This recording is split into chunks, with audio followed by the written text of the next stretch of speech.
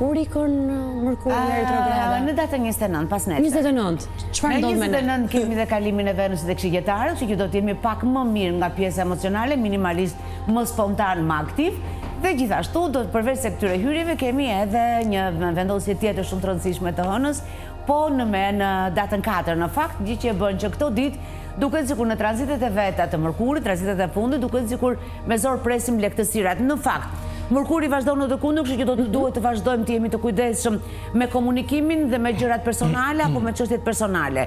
29 dhe 30 sidomos janë ditë shumë të mira për të ritoleruar dhe rivendosur një raport më të drejtë dhe më të mirë me unin ton. Pra, një lloj sqarimi emocional, një lloj qetësie emocionale e imponuar për të gjithë pavarësisht shenjës dhe pavarësisht vendosjeve të tjera planetare. Do të duhet të merremi me veten, do të duhet të kapërcejmë vështirësitë e nëntorit, të jemi në prag të një dhjetori i cili minimalisht gjërat që mendojmë, agjendën që krijojmë, fjalët dhe premtimet që marrim, ose veprimet apo përgjegjësitë që marrim përsipër, t'i çojmë ashtu siç duhet, drejt rezultatit në kohën dhe shumë afër pritshmërive tona. Pra, vim në një dhjetor ose presim në një dhjetor i cili është më racional, më i saktë